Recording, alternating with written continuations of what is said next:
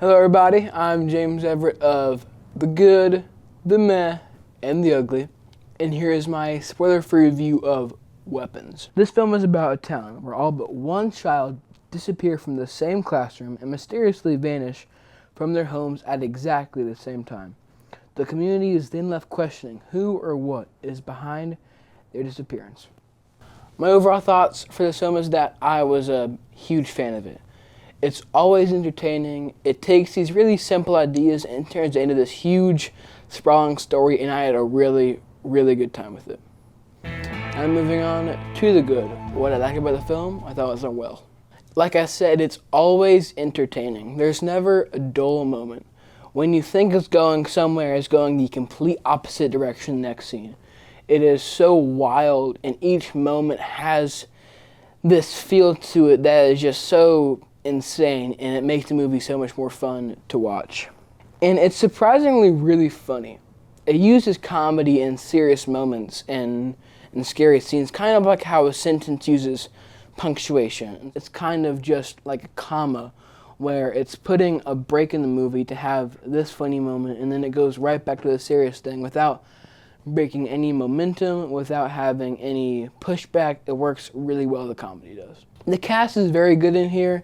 They all work together very well, and especially in big group scenes, but I think they thrive even more so in scenes where they have to do most of the heavy lifting by themselves. Scenes where there's big monologues or they have to really carry this scary moment, and they do it flawlessly, especially Josh Brolin and Julia Garner, who are probably the two most central characters in the movie, and they both do a great job. They're very entertaining, but also pull off the emotions of these characters and the paranoia of these people really, really well.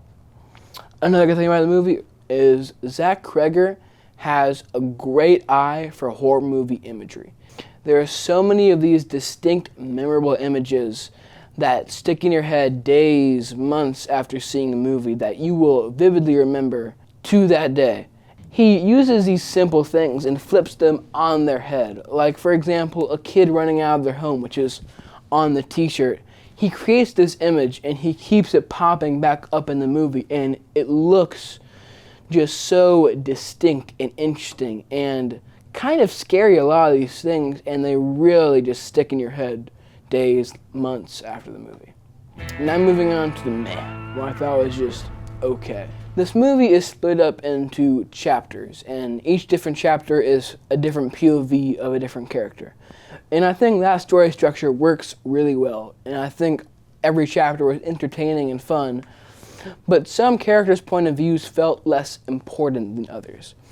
There is maybe a third and fourth ones that feel like they are not there to give you new context, but rather to round out more important character stories. They're all entertaining and they're all really fun to watch, but some of them feel like they're just in service to the rest of the movie. Now moving on to The Ugly. What I didn't like about the film, I thought it was done poorly.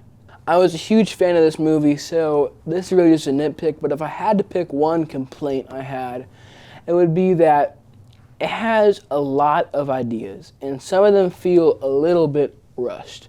It wants to explore these serious topics of grief, closure, and I think it totally can do that. But when you have such a big, sprawling narrative, you have to get every point in this 130-minute runtime. And you can't have these moments of kind of downtime.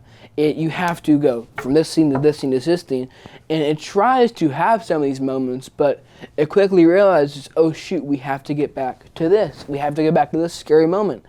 So when it feels like it's trying to do something kind of meaningful and really get down to these serious messages, it feels a little bit shoehorned in there, and it kind of quickly forgets about those. But as a whole, I loved the film. I had a great time both times I saw it. I'd give it a 9 out of 10, and thank you for watching The Good, The Meh, and The Ugly. Bye-bye.